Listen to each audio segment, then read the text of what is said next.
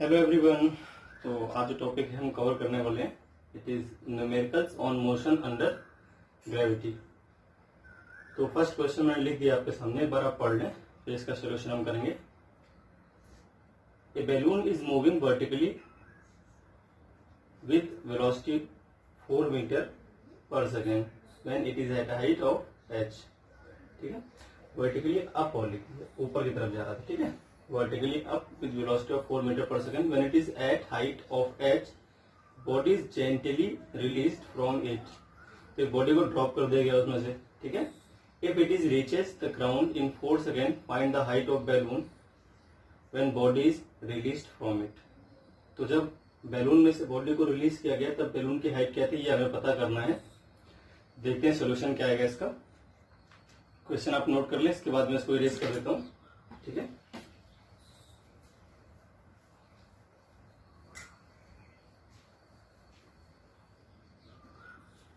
देखिए सोल्यूशन में क्या आएगा।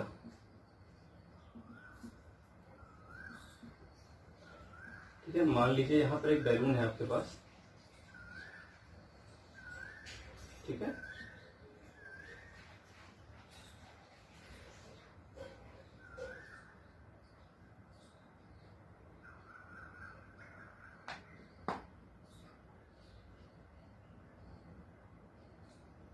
इस तरह से एक बैलून था, है ना, कि हवा में ऊपर की तरफ जा रहा था। अब इसमें से एक बॉडी को रिलीज कर दिया गया। अब मान लीजिए जब ये हवा में जा रहा था तब इसकी स्पीड क्या है, मानना क्या दे रखी है 4 metre per second upward direction में दे रखी है। अब अगर आपको ध्यान रखना है किसी भी व्हीकल में, आपके पास कोई व्हीकल है ना, और उसमें आप जा रहे हो, तो जो व्हीकल की स्पीड होती है किसी इंस्टेंट वही आपकी स्पीड होती है अगर आप व्हीकल के अंदर हो तो। यानी व्हीकल के अंदर के हर ऑब्जेक्ट की स्पीड किसी भी इंस्टेंट वही होती है जो व्हीकल की स्पीड होती है। क्लियर है ना। तो अब अगर मैं किसी बॉडी को यहां से ड्रॉप करता हूं तो ड्रॉप करने पर प्रॉब्लम क्या है कि इस बॉडी के पास जो स्पीड बैलून के पास थी वो ऑलरेडी इसके पास है।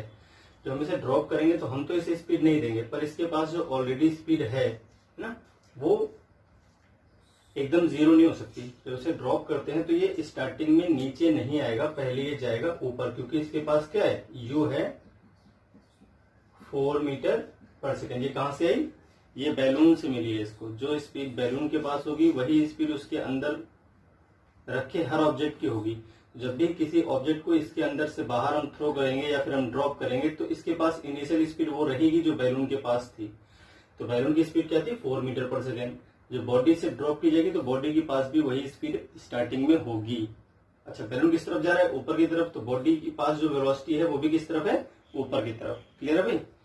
ये मान लीजिए जमीन है। अब ये हाइट जो है बैलून की मान लीजिए आप h है, कितनी है, h।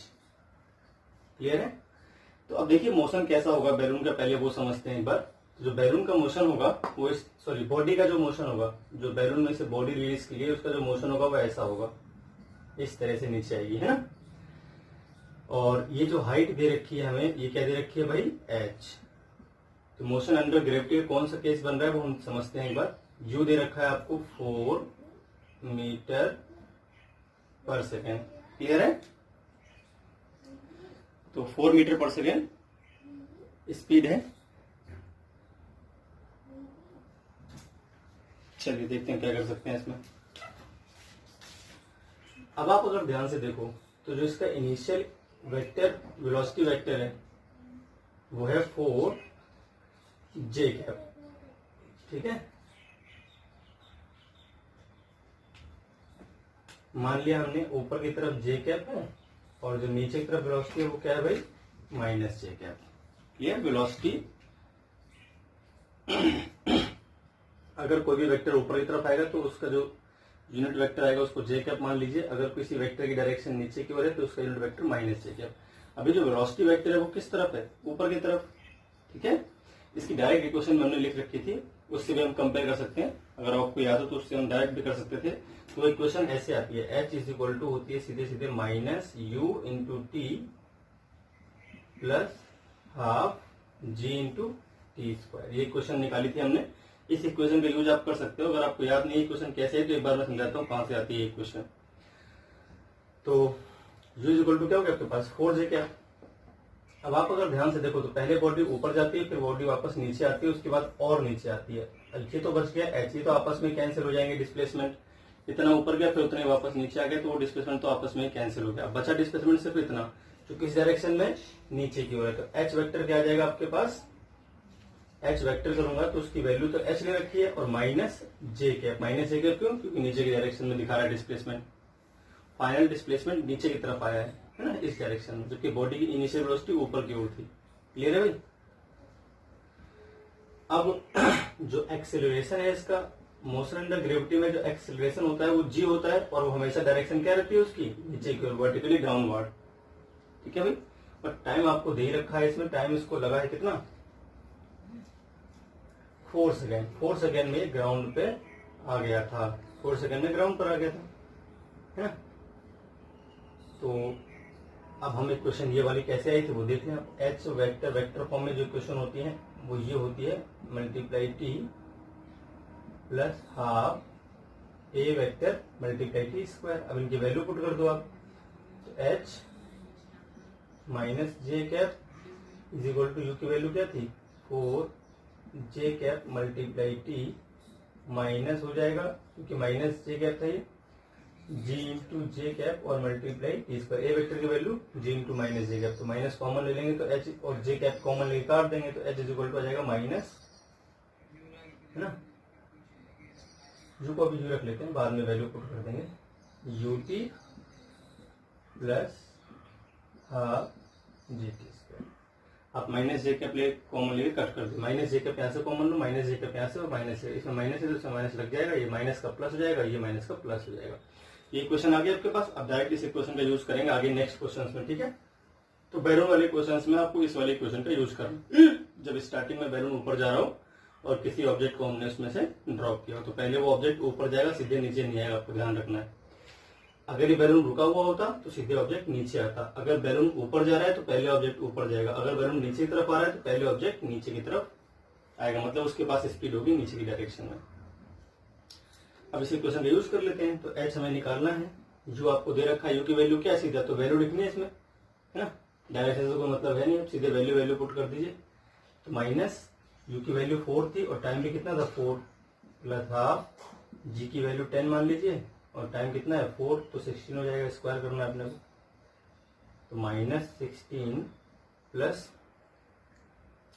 80, है ना, तो कितना आ गया आपके पास 464 मीटर। ये कितना आ जाएगा 64 मीटर। क्लियर है भाई, ये आपका आंसर हो गया।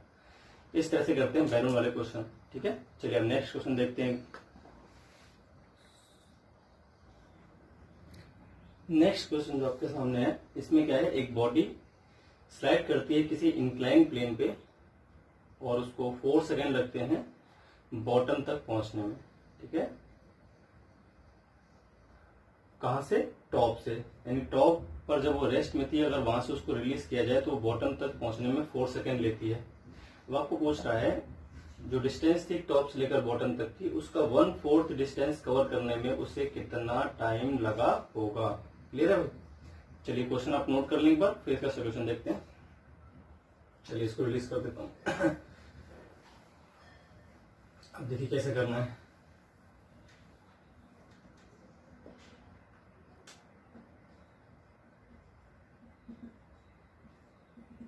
ठीक है, इसमें क्या है, आपके पास एक इंक्लाइन प्लेन है। इंक्लाइन प्लेन इस तरह से होता है, ये जमीन हो गई, कुछ थीटा एंगल पर कोई आपका प्लेन इस तरह से मान लीजिए। ठीक है भाई,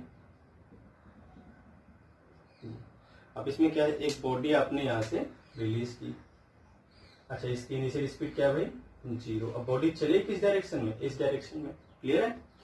अब आपको एक बात ध्यान रखनी है, ये जो अपने पास मोशन है, ये मोशन इन स्ट्रेट लाइन में, तो बॉडी स्ट्रेट लाइन में तो आएगी, इसमें तो कोई दो राय नहीं है, बॉडी यहाँ पर भी आएगी इस जगह पे। ठीक है, अब ये डिस्टेंस को हम मान लेते हैं s। इसको डिस्टेंस को क्या मान लेते हैं भाई s। इस इंक्लाइन प्लेन की जो लेंथ है उसको हमने मान लिया s, इस तरह से। ठीक, बस और आगे ले लो आप, और इसका यू कितना है 0, इनिशियल 0 है। इसको यहां से यहां तक आने में जो टाइम लग रहा है वो कितना लग रहा है 4 सेकेंड, 4 सेकेंड टाइम लग गया। अब आपको s/4 डिस्टेंस चलने में कितना टाइम लगेगा वो पता करना है, ठीक है। इसका थीटा नहीं पता। अब पहले एक बात ध्यान रखिए आप, हम किसी बॉडी का जो डायरेक्शन ले रहे हैं इस डायरेक्शन में उसका मोशन है, जबकि जो एक्सेलरेशन है इसका, ये तो इसकी डायरेक्शन ऑफ मोशन है, ये क्या है भाई इसका एक्सेलरेशन है, a = g। और डिस्प्लेसमेंट किस डायरेक्शन में, डिस्प्लेसमेंट आपका इस डायरेक्शन में कवर हुआ है s। अच्छा, ये अगर थीटा एंगल बन रहा है यहाँ पर, तो यहाँ पर जो एंगल बनेगा वो क्या बन जाएगा 90 माइनस थीटा, है ना। अगर नीचे एंगल थीटा बनेगा तो यहाँ एंगल क्या बन जाएगा आपके पास 90 माइनस थीटा। क्लियर है भाई, 90 माइनस थीटा एंगल बन गया आपके पास। तो इस तरह के क्वेश्चंस में जब आप इंक्लाइन प्लेन की बात करते हो तो बॉडी प्लेन के अराउंड चलती है, जबकि जो एक्सेलरेशन काम करता है वो काम करता है वर्टिकली डाउनवर्ड। आपको ध्यान रखना है जो ग्रेविटी का एक्सेलरेशन है वो हमेशा वर्टिकली डाउनवर्ड काम करता है। आप चाहे किसी प्लेन के अराउंड मूव कर रहे हो उससे कोई फर्क नहीं पड़ेगा, अर्थ हमेशा उसे ऐसे खींचेगी नीचे की तरफ, वर्टिकली डाउनवर्ड। तो एक्सेलरेशन की जो डायरेक्शन है ना, प्लेन के अलाउंग हमें करना पड़ेगा पहले एक्सेलरेशन का कंपोनेंट। तो एक्सेलरेशन आपका इस डायरेक्शन में है, तो ये एक्सेलरेशन बॉडी को नहीं चला रहा, इसका एक कंपोनेंट चलाएगा। आपको ध्यान रखना है जब हम ये इक्वेशन पढ़ते हैं v = u + at या फिर v = u - at, इन दोनों ही इक्वेशन में, है ना, जितनी भी इक्वेशन है अपने पास उन सभी में v, s और a और u, है ना, they are along a same straight line, तभी इक्वेशन वैलिड है मोशन की। v, s, a और u they must be along the same line, है ना। अपोजिट हो सकते हैं, सेम डायरेक्शन में हो सकते हैं, पर एक ही लाइन पे होने चाहिए, तभी आपकी इक्वेशन वैलिड है सारी की सारी। जो आपने 4 इक्वेशन पढ़ी थी, v = u + at, s = ut + half-at² और v = u² + 2as, उन सभी में ये एक ही लाइन के अलोंग थे। अब हमारे पास एक प्रॉब्लम है इस क्वेश्चन में कि s और a, तो डिस्प्लेसमेंट तो इस डायरेक्शन में हो जाएगा, ये इस डायरेक्शन में, और जबकि एक्सेलरेशन इस डायरेक्शन में आ रहा है, तो पहले इनको एक डायरेक्शन में करना पड़ेगा। तो अगर आपको वेक्टर नहीं आता तो पहले आप एक बार सीख लो फटाफट। मान लीजिए आपके पास कोई वेक्टर a वेक्टर है, ठीक है, और यहाँ पर कोई एंगल थीटा दे रखा है, तो इसका जो एक कंपोनेंट आएगा इस डायरेक्शन में, है ना, इससे थीटा के एंगल पर, वो होता है a cos थीटा। क्या होता है भाई a cos थीटा। क्लियर है। अगर कोई वेक्टर a दे रखा है उसके थीटा एंगल पर जो उसकी वैल्यू आती है वो होती है a cos थीटा। तो अब ध्यान से देखिए, यहां पर आपको जो एक्सेलरेशन दे रखा है वो कितना दे रखा है g, तो इसका जो यहां पर कंपोनेंट आएगा वो कितना हो जाएगा g × cos थीटा। अब थीटा कितना बन रहा है, जो भी एंगल यहाँ पर लिखा हुआ वही cos के अंदर आपको एंगल लिख देना है। तो इस एक्सेलरेशन का जो यहाँ पर कंपोनेंट आएगा अलोंग द डिस्प्लेसमेंट, वो क्या हो जाएगा g cos 90 - थीटा। अब cos 90 - थीटा क्या होता है sin थीटा के इक्वल, है ना। तो लिखेंगे component of acceleration due to gravity g along displacement s vector is equal to क्या है g cos 90 माइनस, ये अपना एक्सेलरेशन हो जाएगा, ठीक है। जो हमें चाहिए वो एक्सेलरेशन ये हो जाएगा, इसको आप मान लीजिए कुछ तो भी a डैश, है ना। तो जो हमें एक्सेलरेशन चाहिए वो हो जाएगा g cos 90 - थीटा, तो हो गया आपका g sin थीटा। अब देखिए आपके पास सभी कुछ एक डायरेक्शन में हो गया, है ना।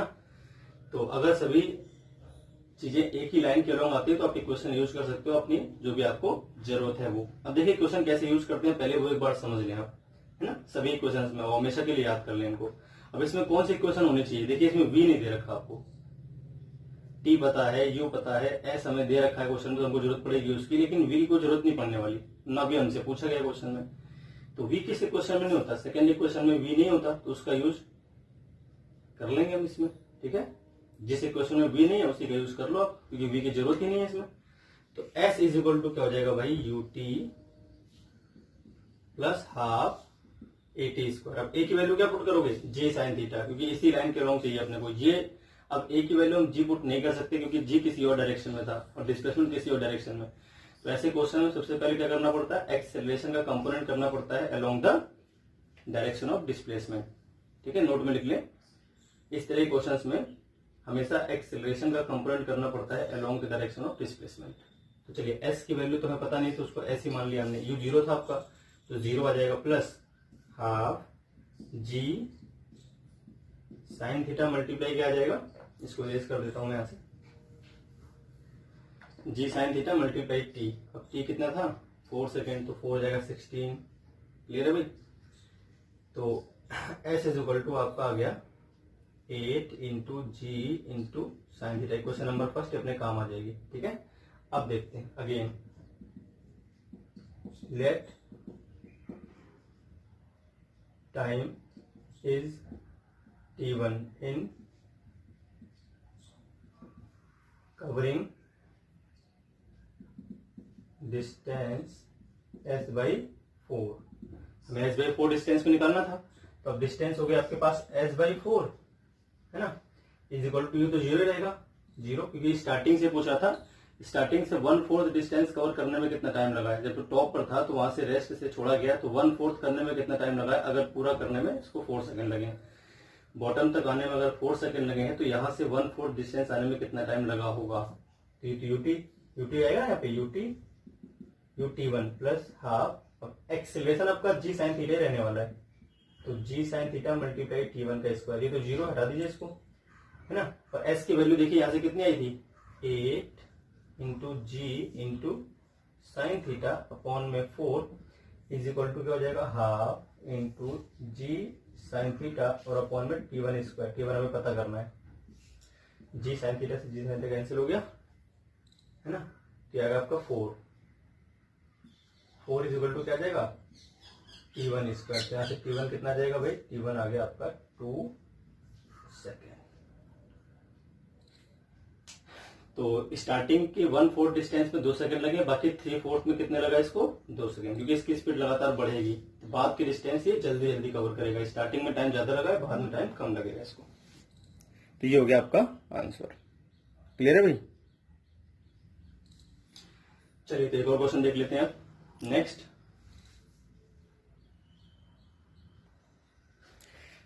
क्वेश्चन आपके सामने है। इसमें क्या है, पार्टिकल स्लाइड करता है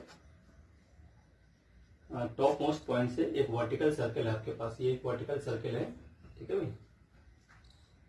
इसके टॉप मोस्ट पॉइंट से एक पार्टिकल स्लाइड करता है, किसके लॉन्ग, एक कॉर्ड के लॉन्ग। यहां पर एक कॉर्ड ले लीजिए आप इस तरह से, ठीक है। इस सर्कल की रेडियस आर है, ये भी आर और ये भी आर, ये सेंटर हो गया इसका, ठीक है, बीच में। वर्टिकल से थीटा एंगल बनाते हुए अपने पास एक कॉर्ड है, जो ये कॉर्ड दिख रही है आपको, ठीक है। अब इस कॉर्ड के टॉप मोस्ट पॉइंट से यहाँ पर एक मान लीजिए आपके पास पार्टिकल है और वो इसके लॉन्ग नीचे आता है, ठीक है। पार्टिकल को रेड कर देता हूं मैं। यहाँ पर एक पार्टिकल है इस जगह पे अपने पास और वो इसके लॉन्ग नीचे की तरफ आ रहा है, यहाँ से इसके लॉन्ग नीचे की तरफ आ रहा है। तो हमें निकालना है कि ये एंगल की वैल्यू क्या हो कि सबसे कम टाइम लगे इसको नीचे आने में। सबसे पहले आपको टाइम निकालना पड़ेगा।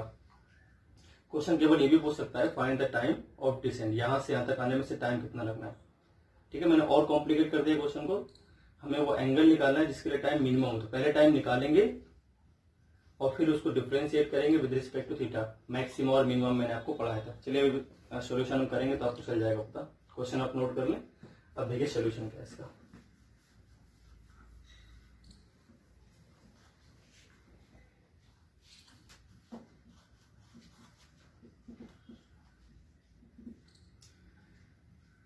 इसको देखिए आपके पास ये तो 2r दे रखा है ना डिस्प्लेसमेंट, ठीक है भाई, ये अपने पास है।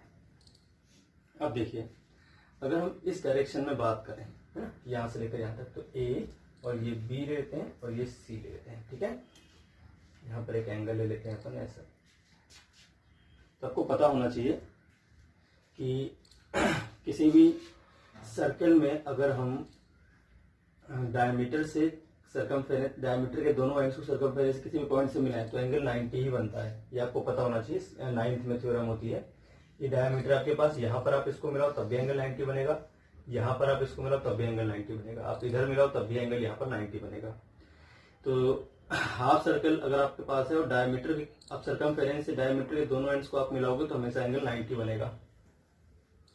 ये एंगल 90 हो गया पहली बात। अब जब ये एंगल 90 हो गया है तो जो AC है, देखिए यहां से अगर हम करें, AC हो गया आपके पास परपेंडिकुलर, सॉरी हाइपोटेनस 90 के सामने वाला, और ये हो गया आपके पास बेस। तो अगर हम यहां से लगाते हैं कॉस थीटा, तो कॉस थीटा क्या आ जाएगा, बेस अपॉन में हाइपोटेनस। तो बेस कितना है पता करना है, AB को AB रहने दीजिए, ठीक है। इसको मान लीजिए S डिस्प्लेसमेंट है, ठीक है, तो AB की प्लेस पर देते हैं S, और AC कितना है 2R, तो S कितना हो गया 2 into R into cos theta. Question number first हो गए, ये अपने काम आएगी। अब देखिए अगर हम अलग से देखें तो यहाँ पर अपने पास एक पार्टिकल है और ये इस डायरेक्शन में आपका डिस्प्लेसमेंट है, और इस डायरेक्शन में काम करेगा एक्सेलरेशन, इसको मान लेते हैं A' के बराबर, थीटा एंगल पर है ये यहाँ से। तो अब इसका जो कंपोनेंट आएगा एक्सेलरेशन का वो कितना आ जाएगा G cos थीटा। मैंने कहा था जिस डायरेक्शन में डिस्प्लेसमेंट हो उस डायरेक्शन में पहले आपको एक्सेलरेशन का कंपोनेंट पता करना है, ठीक है। तो एक्सेलरेशन अलोंग AB जो आएगा वो कितना जाएगा G cos थीटा, है ना। अच्छा इनिशियल स्पीड क्या है, रिलीज किया गया है तो इनिशियल स्पीड 0 हो जाएगी, है ना। तो हमें निकालना क्या है, टाइम निकालना है। अब देखिए इन सभी में अपने को V की जरूरत नहीं है, V ना तो हमें निकालना है और ना हमें V दिया गया है। तो हमें जब V की जरूरत ना हो, अब मैं वो बताता हूँ सभी चीजें। V is equal to U plus AT है, S is equal to UT plus half AT square है, और V square is equal to U square plus 2AS है। अब ध्यान रखें जब आपको टाइम की नीड ना हो, ठीक है, when T is not given, तो आपको इस इक्वेशन का यूज करना है। और जब V इज नॉट गिवन तो आपको इस इक्वेशन का यूज करना है। और जब S is not given, displacement ना दिया हो, तो आपको इस इक्वेशन का यूज करना है। अब इसको याद कर लें, डिस्प्लेसमेंट नहीं है तो फर्स्ट करना है, फाइनल स्पीड नहीं दी है तो सेकंड इक्वेशन का यूज करना है, और अगर आपको टाइम नहीं दिया हुआ है तो आपको थर्ड इक्वेशन का यूज करना है। तो अब इन सब में क्या नहीं दिया अपने को, V नहीं दिया, तो कौन सी इक्वेशन यूज करेंगे हम, सेकंड इक्वेशन। तुरंत याद आना चाहिए आपको, ठीक है। तो S इज इक्वल टू क्या हो जाएगा, सेकंड इक्वेशन क्यों यूज कर रहे हैं, क्योंकि हमें इसमें V नहीं दिया और हमसे V पूछा भी नहीं, तो हमें V की जरूरत नहीं है। तो सेकंड इक्वेशन में नहीं आता है V, उसी का यूज कर लेंगे। UT भैया प्लस हाफ AT स्क्वायर। अच्छा S है कितना, S है 2R cos theta is equal to 0 plus half, A की वैल्यू क्या है, A की वैल्यू हुई G cos थीटा मल्टीप्लाई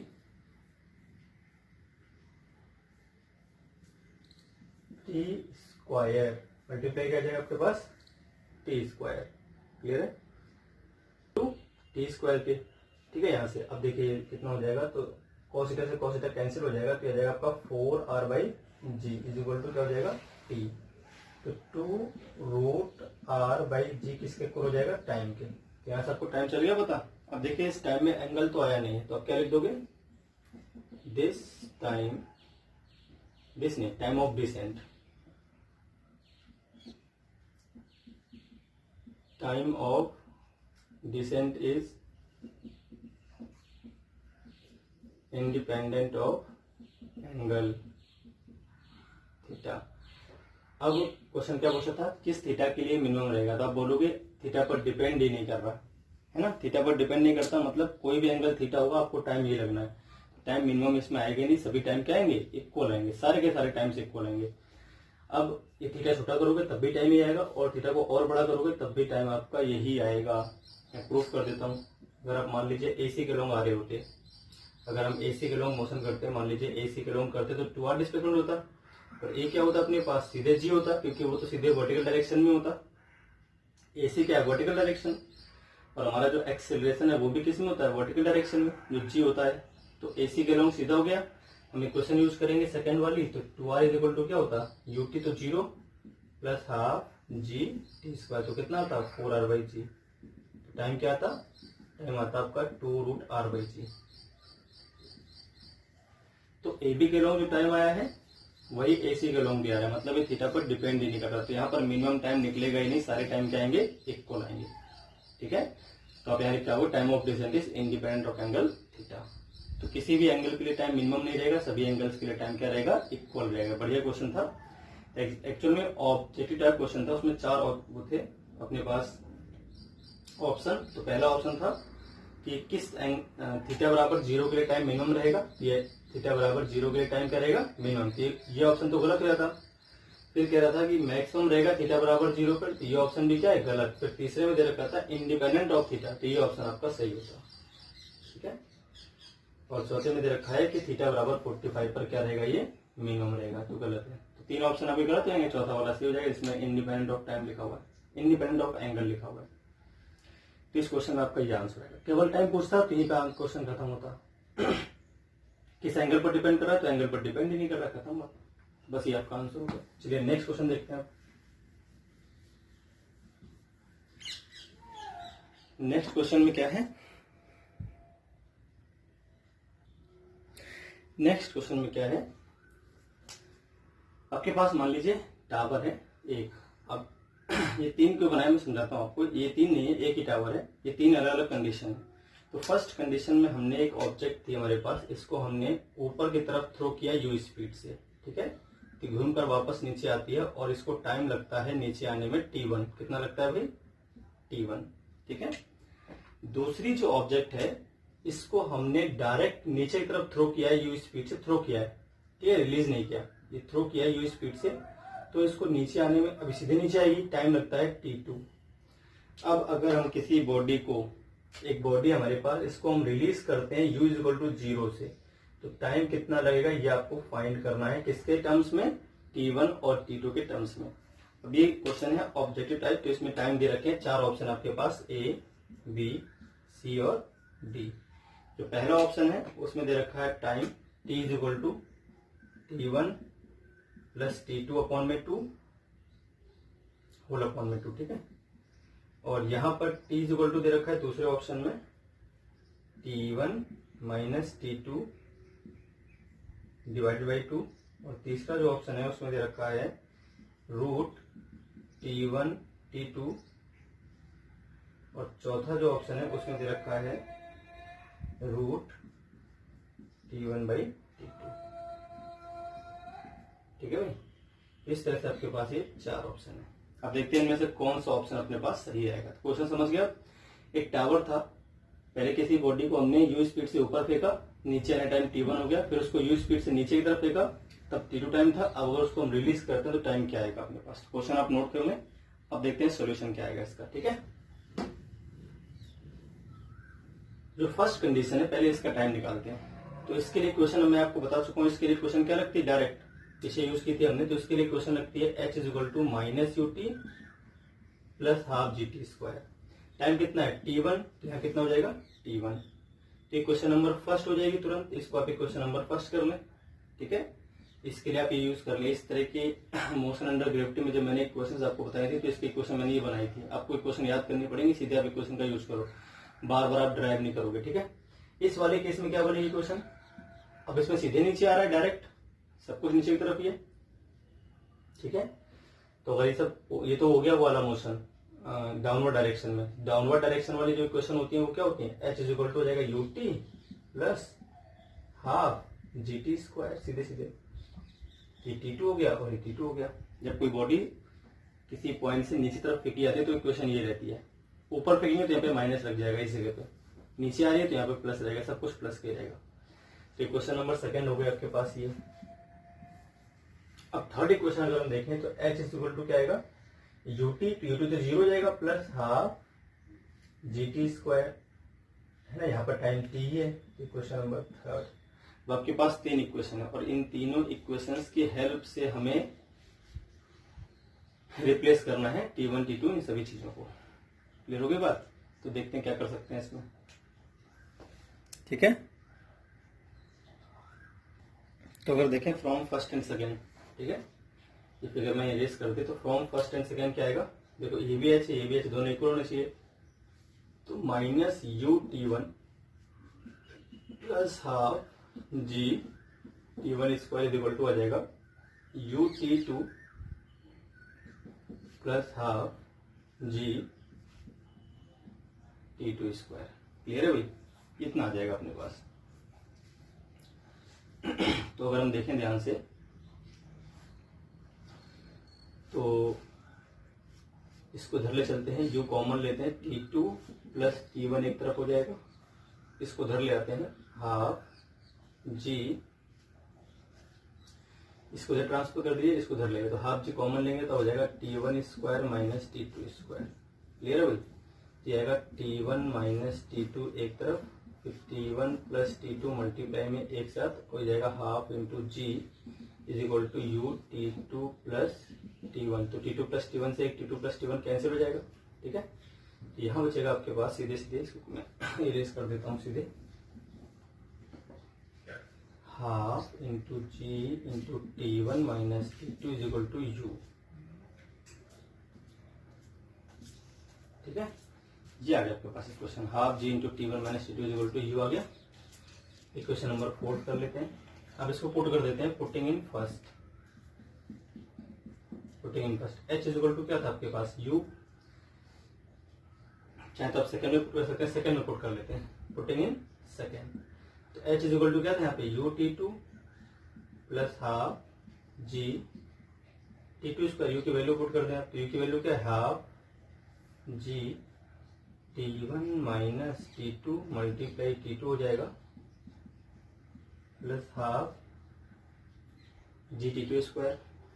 अब अगर इसका मल्टीप्लाई करते हैं तो half G t1 t2 minus half जी t2 स्क्वायर प्लस हाफ जी t2 स्क्वायर से हाफ जी t2 स्क्वायर कट गया, तो h इज इक्वल टू कितना आ गया आपके पास, h इज इक्वल टू आपके पास आ गया हाफ जी t1 t2।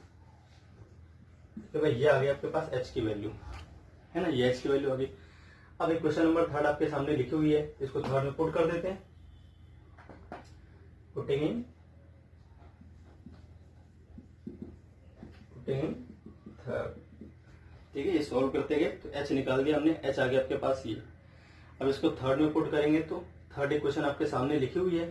ठीक है, ऊपर आते हैं वापस, तो h की वैल्यू पुट कर देंगे, half G t1 t2 is equal to क्या हो जाएगा, half G T square, half G से हाफ जी कैंसिल हो जाएगा, तो t1 t2 is equal to क्या हो जाएगा टी स्क्वायर, तो t इज इक्वल टू क्या हो जाएगा रूट t1 t2। ये हो गया आपके पास। हाँ, अच्छा क्वेश्चन था। ठीक है, तो इस तरह से क्वेश्चन हमारा सॉल्व हो गया। तो एक और क्वेश्चन देख लेते हैं नेक्स्ट। तो नेक्स्ट क्वेश्चन है, उसमें ऐसे दे रखा है, एक बॉल है अपने पास और उसको थ्रो किया गया है किसी टावर के टॉप से। तो ये अपने पास एक टावर है और एक टावर जो है इसके टॉप से किसी ऑब्जेक्ट को हमने ऊपर की तरफ फेंक दिया। ठीक है, अच्छा ऊपर की तरफ हमने फेंका है इसको, मान लिया, अभी स्पीड दी नहीं है तो आपको स्पीड मान लिया आपने u स्पीड से इसको ऊपर की तरफ फेंक दिया। ठीक है, ये ऑब्जेक्ट जाएगा ऊपर, इसके बाद आएगा वापस नीचे यहाँ पर। ठीक है, अब ध्यान दीजिए क्वेश्चन में क्या दिया हुआ है, ये कह रहा है किसी अच्छा यहाँ तक ऊपर गया है, ये जो टॉप पॉइंट है उससे h मीटर ऊपर और टॉप पॉइंट से h मीटर नीचे सेम है, यहाँ पर मान लेते हैं। ठीक है, ये तो आगे इसका बेस हो गया ना, बिल्कुल सामने सामने। ठीक है, ऐसा तो h मीटर नीचे जो वेलोसिटी है, यहाँ पर वेलोसिटी आपको मान लीजिए v2 दे रखी है और इस जगह वेलोसिटी मान लीजिए आपको दे रखी है v1। ठीक है, अच्छा इसकी जो मैक्सिमम हाइट है ऊपर ये इसकी मैक्सिमम हाइट रहेगी, h जितना ऊपर गया है जमीन से, ये इसकी मैक्सिमम हाइट है। ठीक है,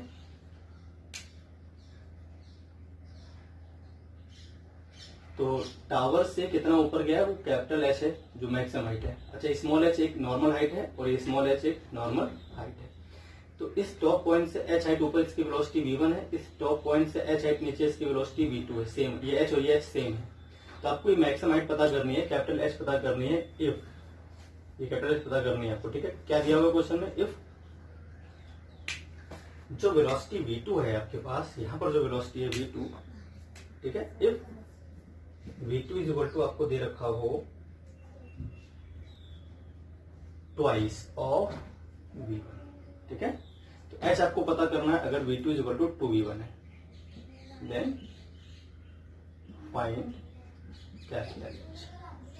तो क्वेश्चन की लैंग्वेज कुछ अलग टाइप की थी। एक टावर के टॉप मोस्ट पॉइंट से किसी ऑब्जेक्ट को मैंने ऊपर की तरफ फेंक दिया है,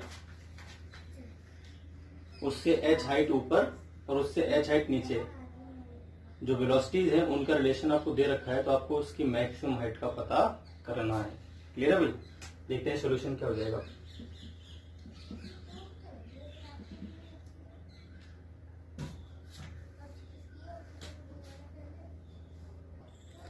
देखते हैं सॉल्यूशन कैसे करना है। अब सॉल्यूशन क्या करना है आपको, पहले H हाइट ऊपर देखते हैं वेलोसिटी क्या आएगी। क्लियर है भाई? तो ये तो ऊपर की तरफ जा रहा होगा स्टार्टिंग में, H हाइट ऊपर जब होगा तभी ऊपर की तरफ जा रहा होगा। तो जब यहां पर हम इसकी वेलोसिटी की बात कर रहे होंगे ना, एट फर्स्ट पॉइंट, ये टॉप मोस्ट पॉइंट है और ये H हाइट ऊपर आप मान लीजिए आपके पास एक पॉइंट है इस जगह पे, है ना। यहाँ पर स्पीड u है और यहाँ पर स्पीड क्या है, v है। तो ये अपवर्ड मोशन हो रहा है, तो अपवर्ड मोशन के लिए जो वेलोसिटी का फॉर्मूला आएगा वो क्या आ जाएगा।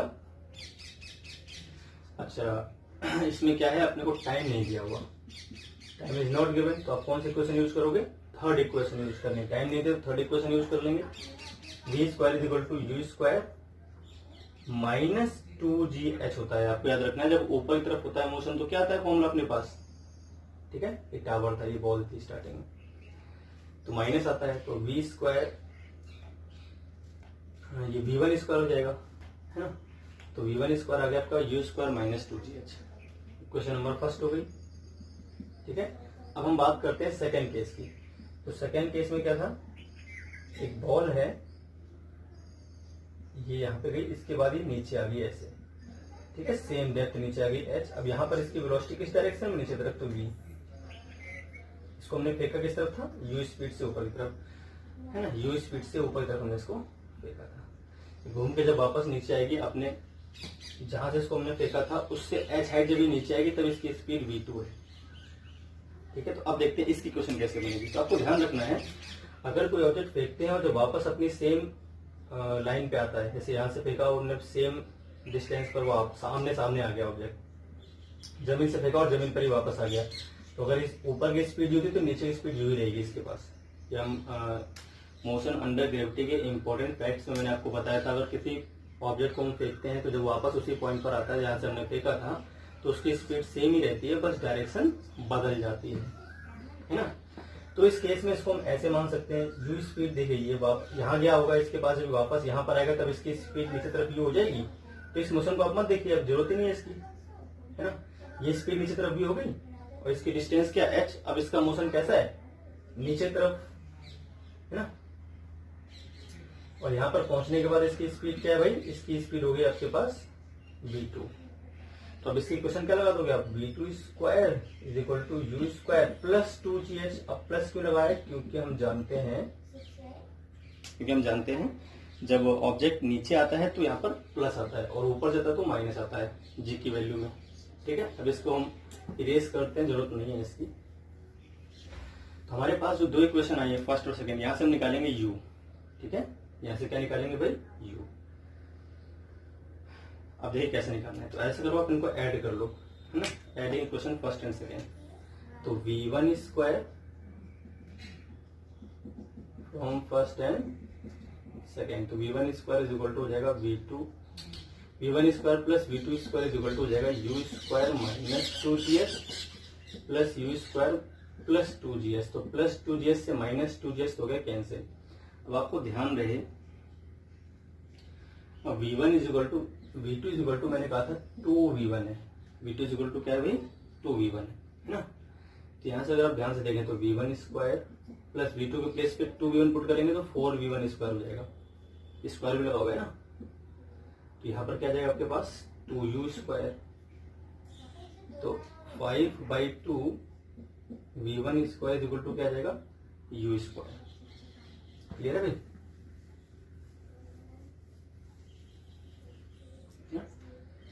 तो यू स्क्वायर की वैल्यू आपको चलिए पता है, इसको क्वेश्चन नंबर थर्ड कर लेते हैं, है ना। अच्छा देखिए, फ्रॉम फर्स्ट, अगर हम फर्स्ट से देखें तो v1 स्क्वायर क्या था, u स्क्वायर माइनस 2gh था, है ना, माइनस 2GH था अपने पास। क्लियर है भाई? तो यहां से अगर हम देखें तो अगर हम वैल्यू पुट कर देते हैं किसकी, यू स्क्वायर की वैल्यू हम पुट कर दें तो V1 की वैल्यू क्या आ जाएगी, V1 की वैल्यू जो आ जाएगी आपके पास, V1 की वैल्यू आएगी U5/2 V1 square, you square के प्लेस से पुट कर दिया, यहाँ पर V1 स्क्वायर था ही, यहाँ पे माइनस 2GH, इसको इधर ले आइए, 5/2 को 2GH इधर ले आइए और 5/2 V1 square minus V1 square कर दीजिए। यहाँ से क्या आ जाएगा, 2 into G into H is equal to आ जाएगा आपके पास 3/2 V1 स्क्वायर। क्लियर है? तो 4 into G into H upon में 3 इज इक्वल टू क्या हो जाएगा आपके पास, V1 स्क्वायर हो जाएगा। ठीक है?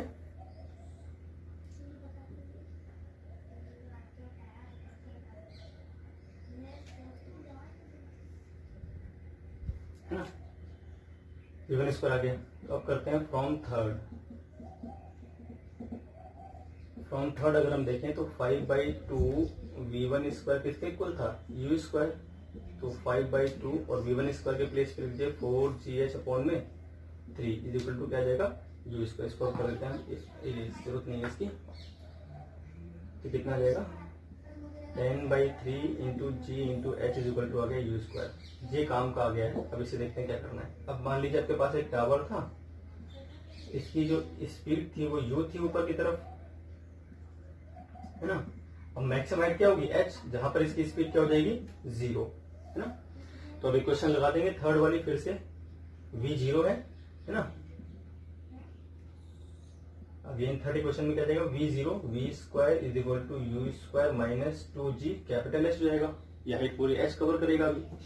तो v स्क्वायर तो 0 है ही, और u स्क्वायर की वैल्यू क्या जाएगी 10/3 into G into H minus 2g capital H. तो 2 into G into capital H का हो जाएगा 10/3 small g into H, G से जी कैंसिल हो गया, तो h इज इक्वल टू क्या हो जाएगा 5/3 इंटू जी एच। तो 5/3 इंटू जी से जी कैंसिल हो गया, जी नहीं आएगा, 5/3 इंटू एच। तो ये आपका आंसर हो गया कैपिटल एच। ठीक है भाई? तो इस तरह से अपने पास ये क्वेश्चंस थे। आप नेक्स्ट वीडियो लेक्चर में कुछ और क्वेश्चंस कवर करेंगे मोशन अंडर ग्रेविटी पे। आज के लिए इतना ही।